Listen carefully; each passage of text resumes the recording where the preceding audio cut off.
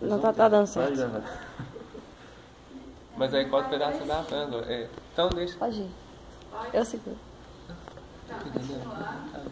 Aí tem apostasia, significa estar longe de. Aí é o refúgio total da fé cristã, então esse nega tudo, né? E o cisma, que é separação. Recusa de sujeição ao sumo pontífice ou da comunhão com os membros da igreja a eles sujeitos. Eu achei uma definição que estava falando que o cisma parte de uma heresia. Só que a diferença é que a heresia é uma escolha do indivíduo. E o cisma é quando envolve a separação de uma comunidade. Legal. Então, tipo o que aconteceu no catarismo lá. Teve os caras que chegaram com a ideia do catarismo, aí quando juntou todo mundo e foi todo mundo seguindo, aí foi um cisma. Entendi. Povo cismado, né? Cismado. Povo cismado. Então, gente, São Cipriano de Cartago, né? Na época que ele, claro, na época que ele viveu, para combater as heresias, né, da época dele, ele escreveu um livro, eu não vou ler, porque eu não sei, mas é a unidade da Igreja Católica. Aí nesse livro ele defende a unidade da Igreja Católica a partir da Bíblia mesmo. Lê lá o título do livro. Bora lá, bebê. Você só vai ficar aqui se você responder. Lê aí, ó. Pode ser. Católica. É católica e Eclésia Unitária. O A e o S tem som de E. E o C, quando ele precede do A, ele tem som de K. Fechou então, parabéns.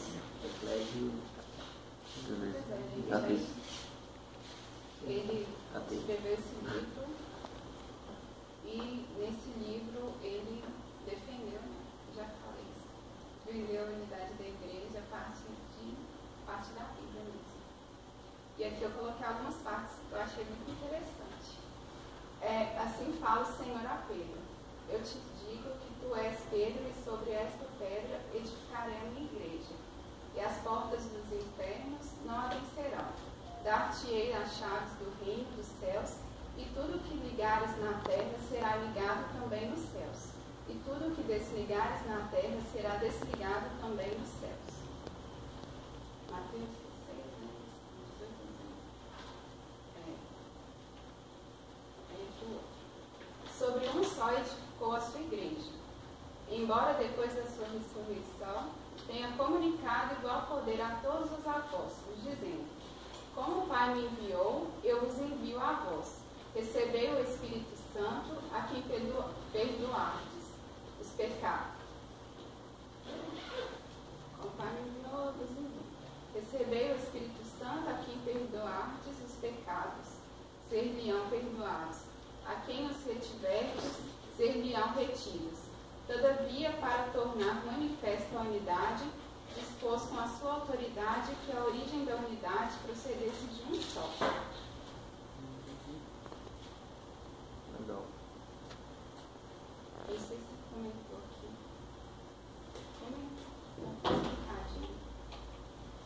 Que, assim, embora os apóstolos... Tá, tem mais coisa lá, né? Depois eu passo para vocês. Está falando que embora os apóstolos tivessem o mesmo valor, ele mandou que todos, né, ele deu a mesma missão para todo mundo. Só que na mão de um só que ele quis colocar a autoridade mesmo para defender mesmo a unidade, né? Então aí tem essa importância. E aqui, depois. Assim muitos são os raios do sol, mas uma só é a luz. Muitos os ramos de uma árvore, mas um só é o tronco, preso à firme raiz. E quando de uma única nascente emanam diversos riachos, embora corram separados e sejam muitos, graças ao copioso caudal que recebem, todavia permanecem unidos na fonte comum.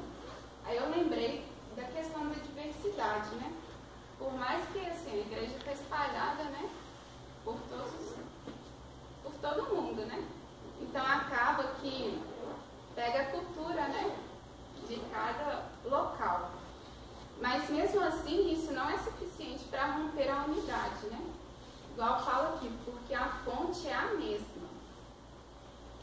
Igualmente, a Igreja do Senhor, resplandecente de luz, lança seus raios no mundo inteiro, mas a sua luz, difundindo-se em toda a parte, continua sendo a mesma, e de modo nenhum é abalada a unidade do corpo. Aí foi o que eu disse agora, né?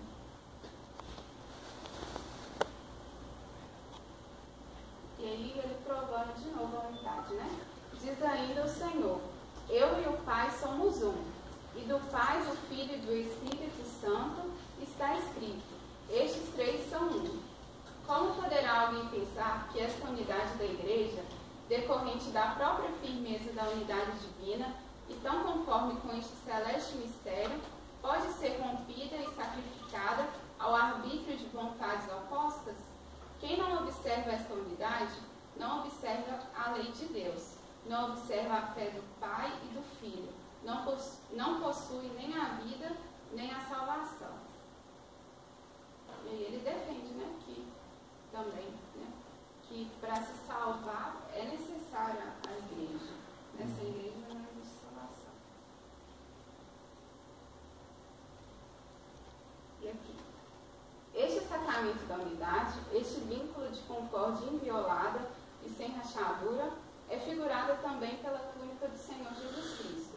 Como lemos no Evangelho, ela não foi dividida, nem de modo algum rasgada, mas sorteada. Isso quer dizer que quem toma a veste de Cristo e tem a dita de se revestir do próprio Cristo, deve receber a sua túnica toda inteira e possuí-la intacta e sem divisão.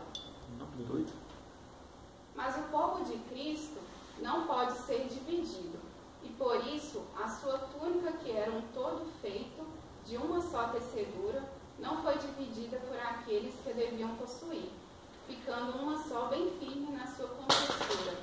Ela mostra a união e a concórdia do nosso povo, isto é, daqueles que são revestidos de Cristo. Por este sinal sagrado da sua veste, proclamou ele a unidade da igreja. Aí lá tem outros exemplos. Muito bom. E o último exemplo. Enquanto não pode haver senão um batismo, eles pensam que podem batizar. Abandonaram a fonte da vida e ainda prometem a graça da água que dá a vida e a salvação. Lá os homens não são purificados, mas ao contrário, mais poluídos. Lá os pecados não são perdoados, mas antes aumentados. Aquele nascimento não gera filhos para Deus, mas para o demônio. Peraí, isso é onde? O quê? Tá se referindo aqui, isso aí. Na igreja Não, fora é da porque- católica. Sério? É. Mas aqui, foi ele que escreveu, né? O santo. E aí, e aí lá tem uma nota falando que nessa época era porque nessa época eles não aceitavam mesmo esse tipo de coisa. Mas hoje em dia a igreja ela já aceita alguns batizados, né? Uhum. De algumas Batiza em nome do igrejas Pai, do protestantes. Filho, do Espírito Santo. É por conta dessa época. Ô, Lucas, ele acha demais. Por causa dessa época. Calma, cara. Logo, Calma. fora da igreja não há salvação. Beleza, né? E o que dizer dos protestantes? Vamos lá. Ó, Pois é. Essa parte eu gosto. Aí tem a questão, né, da separação, desse pecado lá da separação, né? Separa da igreja católica. E o pecado de separação é atribuído a eles? O que vocês acham? Enquete. É atribuído ao demônio, aquele que é o Eu acho divisor. que sim. não, As Sim. questões. Então depende. Aos que participam, não, eles fazem parte do parece que corpo não. de Cristo também, pelo batismo. Mas o batismo é aceito, o batismo deles é aceito. Depende do protestante também. Eu acho que tem gente que vai sem saber, né? Isso desde sempre? Oi? Desde sempre, desde a origem deles? Não, quando se batizaram. Não, sim. Tá, então vai lá. Eles fazem... Vai, continua, Fernando. Você vai dar muita... Não, na verdade, a culpa é desse aqui, gente. Sabia. Ele é o culpado. As pessoas que já nasceram, né, com essa fé, né? Elas não têm culpa de nada. Quem é isso? Eu sou sapateira. Sapateiro. Lutero, sapateiro. Deixa eu explicar porque é sapateiro. Eles não têm culpa. Eu não sei se eu coloquei aqui no slide. E aí fala justamente, o Léo adiantou aí, justamente do batismo, né? Que quando eles são batizados, eles estão em comunhão com a igreja. Só que não é comunhão total, é comunhão parcial da igreja. Desculpa. Então, essa unidade, ela pode ser perdida? O que vocês acham? Uai. Daí,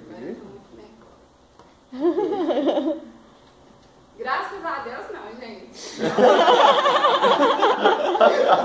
Graças a Ele mesmo. Vocês vão ver por quê.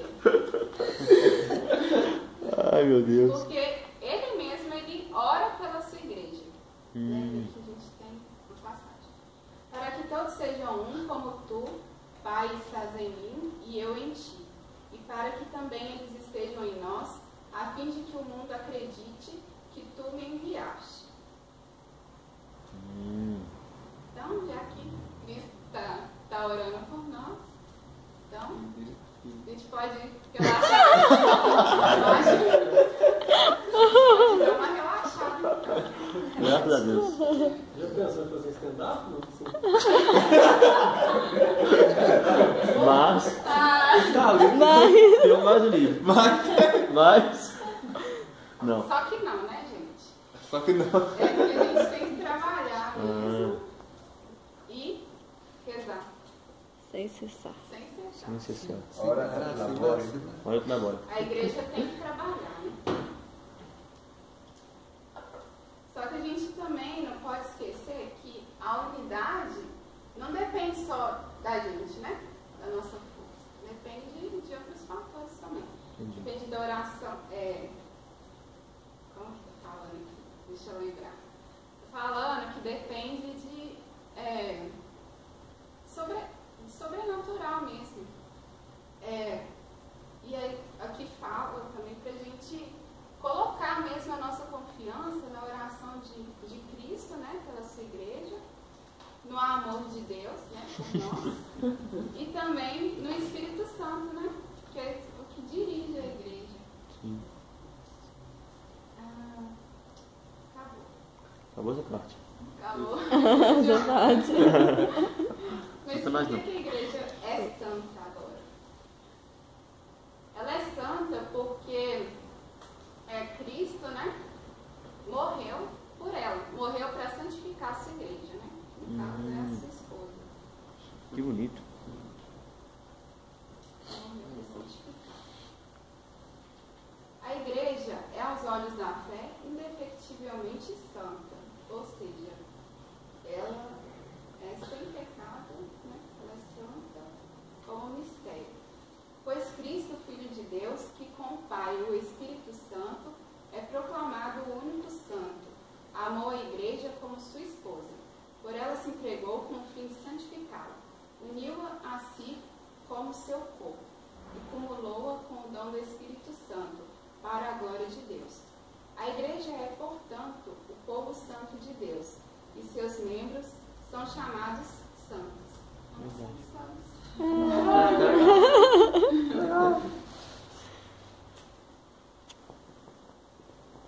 Então, Cristo santifica a igreja, né? E a igreja, ela se torna santificante, santificadora. Santifica os membros, né? Mas isso só é possível quando em união com Cristo, né? Por Ele e nele. A igreja santifica.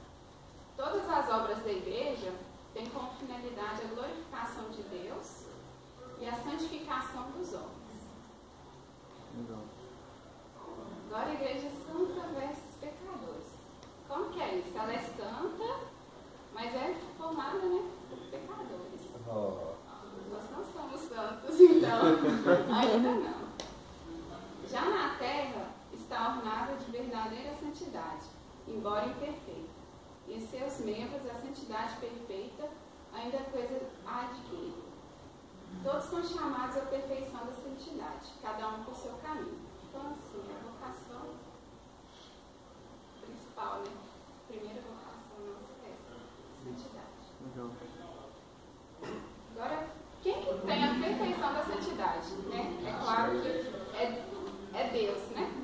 Mas aqui no catecismo fala que Maria, assim, imaculada, né? Sem pecado, ela, assim, a gente deve se espelhar nela, né? Falando, por isso elevam seus olhos a Maria.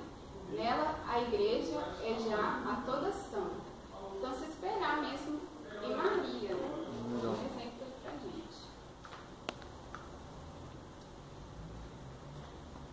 E aí, quando a gente... Vou dar um exemplo aqui. Quando a gente está com intoxicação alimentar, né? Primeiro a gente vê, a gente tem que reconhecer, né, que a gente está passando mal. E a gente vai procurar ajuda, vai procurar um remédio. E a mesma coisa na igreja. Não sei se vocês vão entender o que eu quero dizer. Mas a igreja, né, é formada por nós, que somos pecadores, né? Então ela tem que sempre se purificar, procurar purificar mesmo, né? E aí muitas vezes a gente primeiro tem que reconhecer, né, que nós somos pecadores. Isso aí, todo mundo, né? Toda igreja.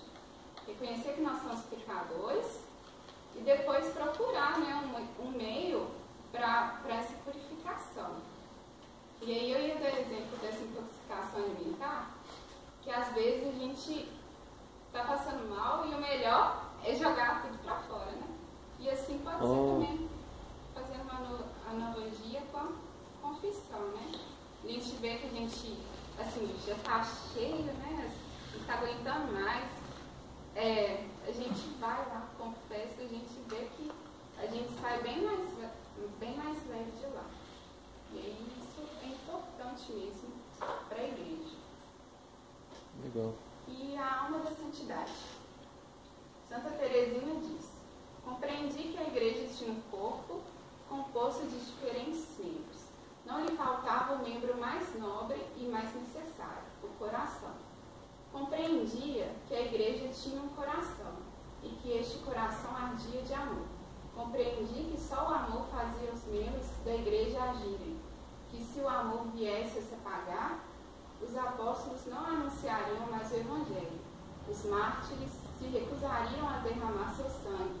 Compreendi que o amor encerrava todas as vocações, que o amor era tudo, que ele abraçava todos os tempos e todos os lugares. Em uma palavra, que ele é eterno.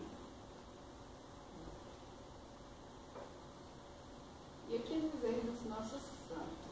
Santa Clara. Você tá rindo? Só queria Santo Afonso?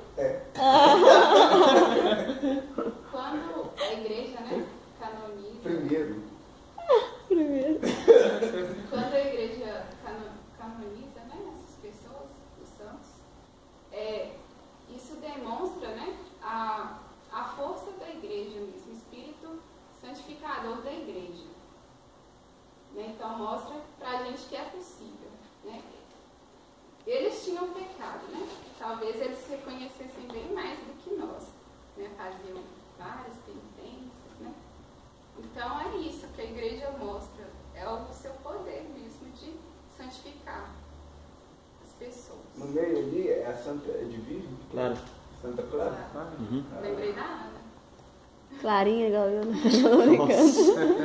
Por que lembrou de mim? Porque você fala do filme Santa Clara. Ah, o filme é E ela tá lindo. bonita também. Santa Clara e São A Francisco. gente tá muito bonita também. Santo, Mas no filme tá mais, já tá lindo. Então, gente, agora o que a igreja é católica? Significado de católico, universal. Quer dizer, segundo a totalidade, segundo a integralidade. É católica porque nela Cristo está presente e é por ele enviada em missão a universalidade do gênero humano. Ao novo povo de Deus, todos os homens são chamados. Por isso, este povo, permanecendo uno e único, deve estender-se a todo o mundo e por todos os séculos, para se cumprir o desígnio da vontade de Deus, que no princípio criou uma só natureza humana e resolveu juntar em unidade todos os seus filhos, que estavam dispersos. Este caráter de universalidade que distingue o povo de Deus é dom do Senhor. Por ele, a Igreja Católica tende eficaz e constantemente a recapitulação total da humanidade, com todos os seus bens, sobre a cabeça Cristo, na unidade do seu Espírito.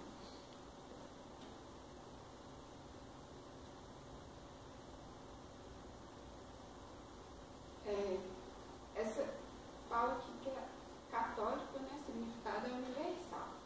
Mas aí a gente vê que existem várias igrejas, né? Como eu já tinha falado antes. Como a igreja está espalhada, né, pelo mundo, pode ocorrer de, interiorizar a cultura, né? E aí, cada igreja dessa é chamada, é conhecida como igreja particular, né? Que é comunidade de fiéis cristãos em comunhão na fé, nos sacramentos, com seu bispo ordenado, na sucessão apostólica. Elas são verdadeiramente católicas quando em comunhão com a igreja de Roma. Aí todas juntas, né, formam essa igreja universal, porém católica. Tá. Todos os homens são chamados a pertencer à igreja católica, sendo nela incorporados por meio do batismo. Gozam da plena comunhão com a igreja aqueles que, tendo o Espírito de Cristo, aceitam totalmente a sua organização, bem como todos os meios de salvação nela instituídos. Aqueles que foram batizados e que creem em Cristo, mas não professam a mesma fé, estão em comunhão parcial com a igreja. Foi o que eu já tinha falado, né? Sobre a questão dos protestantes, que são protestante que é batizado, né? Antes, ele ainda está em comunhão parcial com a igreja. Aí eu fiquei com uma dúvida, eu perguntei para o padre, ele não soube me responder, sobre aquelas pessoas, que pelo que eu entendi quando ele estava explicando, era que, se a pessoa era católica antes, né, aí foi batizada, e aí depois foi para a igreja evangélica, né, ela está em comunhão parcial. Mas é aquelas crianças que já são apresentadas lá na outra igreja. Que não foram batizadas antes na igreja católica. Aí ele não soube me responder. Como que é? É que ele falou que as pessoas que estão batizadas na igreja católica depois vão para a igreja evangélica. Vão para a igreja evangélica, elas estão em comunhão parcial com a igreja. Sim, estão batizadas. Só que ele não soube me responder sobre aquelas pessoas que não são batizadas. Que já nascem na igreja evangélica. Mas a igreja católica não reconhece o batismo na igreja católica? Só de algumas. Aqui tem que crescer, né, para poder. A apresentação mas não são todas batismo, também, né? O quê? Que batismo? Que não batizam como é pequeno? Que a igreja católica aceita o batismo dessas igrejas. Não são todas. Não são todas? É porque tem algumas que o batismo dela é mais não tem, é só aceita o batismo que tem, eles consideram como sacramento, sabe? Mas então não basta que seja feito em nome do Pai, do Filho e do Espírito Santo. Eles têm que reconhecer que seja um sacramento que está sendo estabelecido. Você não sabe quais são os critérios, não, né? Aí você tem que perguntar para a igreja o que ela acha que é sacramento, que não é, né? Entendi. Mas no caso, a igreja católica, Nossa igreja. Não, é Evangelho. É Evangelho. Ah, tá, entendi. Aí você tá me mostrando pra mim de novo? Essa câmera aí de novo. Não gosto Vai xingar, tá parecendo xingando, não. Mas vamos saber então. Foi bom levantar a questão. Eu acho que é questão do casamento também, né? Casamento da igreja evangélica. O casamento não é, porque eles não chegam com sacramento. Não? Mas se eu não me engano, mas ele não pode casar na católica. ela tem uma lista das igrejas protestantes. Eu acho que tem algum documento CMBB que tem uma lista das igrejas protestantes que elas aceitam. Ah, é? Tinha que ser sem bebê, né? Amor. Obrigado. Falando nisso, ele estava falando que a igreja católica, a igreja católica brasileira, né? Então, que aqueles sacramentos lá não valem. Não valem de nada. Não tá em unidade com o Papa. Os ortodoxos, então, também é uma situação dos protestantes, né? Comunhão parcial. Fala, só que é uma comunhão, assim, é bem mais fácil, né? Essa de unir. Ah, tá. É porque é muito parecido, né? Tudo muito parecido. Que é parecido. Então, se eu sou católica, né, gente? Eu tô salva, né? Essa aí. Boa. De Como assim? Tá muito zoeiro. Tá muito zoeiro. Você entra, né, na igreja, você tá na igreja, você tem que perseverar, né? Então aí você tem que estar não só de corpo, né, mas de coração. Que era o que eu sentia falta, porque eu sempre fui, né, na igreja, mas eu não sabia de nada.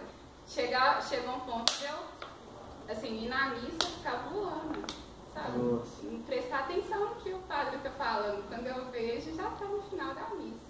Então, assim, eu era católica, né? Meia boca. Só de fala mesmo. Então, a missão da igreja.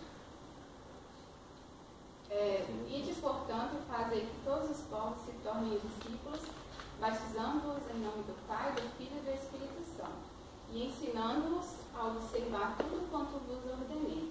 E eis que estou convosco todos os dias, até a consumação dos tempos. Então, a missão da igreja, né, de evangelizar, né, levar a palavra de Deus a todas as pessoas. Legal. Inclusive, aqui fala que é um sacramento, é como se fosse sacramento, né, da salvação. Isso é importante. E a finalidade disso? É fazer com que os homens participem da comunhão existente entre o Pai e o Filho, em seu espírito de amor. Deus quer que todos os homens sejam salvos e cheguem ao conhecimento da verdade. E agora, por que a igreja é apostólica? Agora vocês vão me responder. Ixi. Qual dessas é verdadeira? Dessas é a verdadeira Igreja apostólica. A verdadeira igreja apostólica. Oh. Vixe. Cadê? Que zoeira, velho. Nossa, todos têm apostólica no nome, tô confuso. Qual é essa, gente? Nenhum. Nem Não tem NDA. Eu não coloquei o NDA aqui não, mas não é nesse não, né? Pois é. Que legal. É a nossa, né, gente? Que é a verdadeira igreja católica apostólica. Porque foi e continua sendo construída sobre o fundamento dos apóstolos. E o que significa a palavra apóstolo? Significa o enviado. Jesus é o enviado do Pai, e a fim de continuar a sua missão, enviou 12 pessoas, que se tornaram naquele momento apóstolos para pregar o Evangelho. Como o Pai me enviou, eu também vos envio. Tinha pensado numa coisa aqui, mas... Não, agora você fala. Não. Agora você fala. Só pensou. É muita besteira. Não, pode falar. Vai, então, Jesus, apóstolo do Pai. Pensei a mesma coisa. Apóstolo do Pai. Então, a igreja é apostólica também, porque conserva e transmite, com a ajuda do Espírito Santo, a mesma fé que os apóstolos receberam. E também, né, por manter a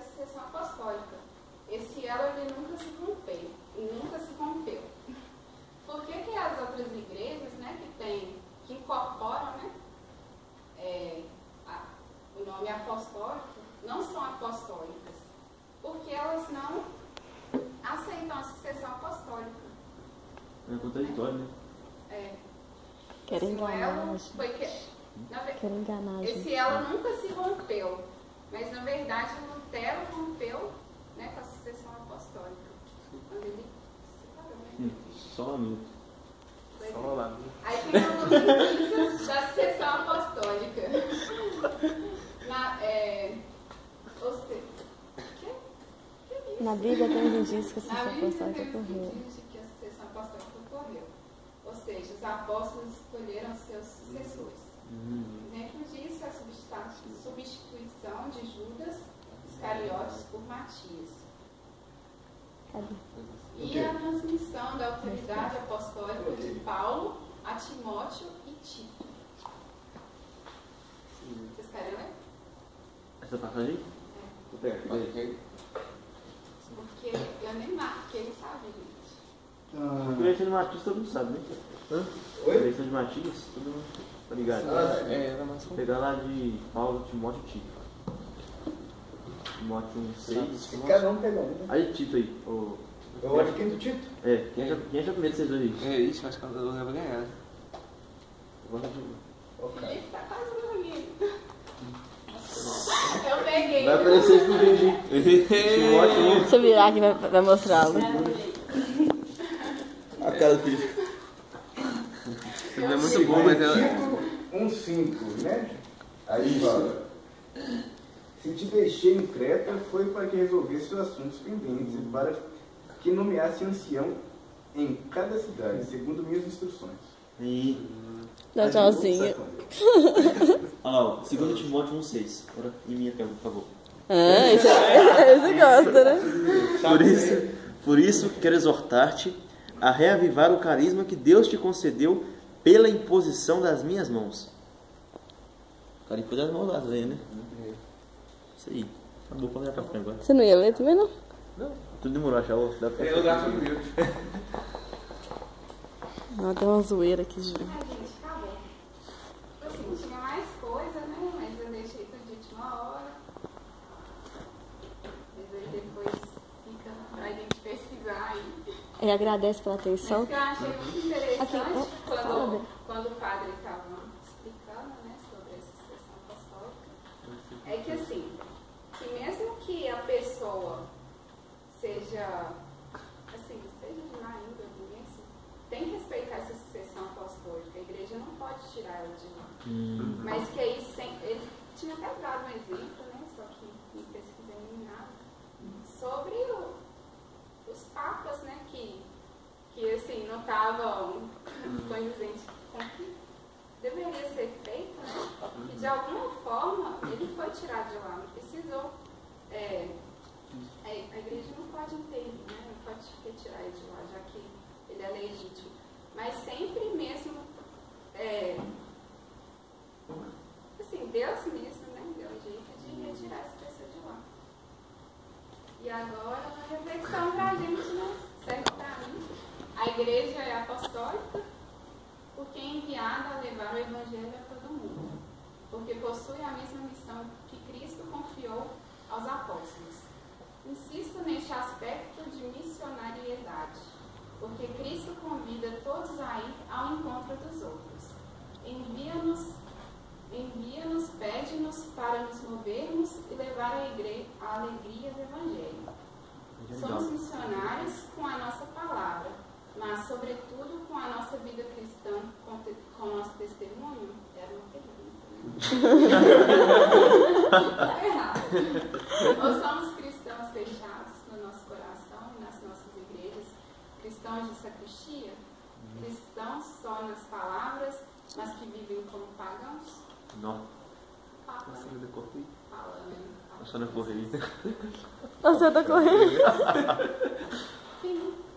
Aí.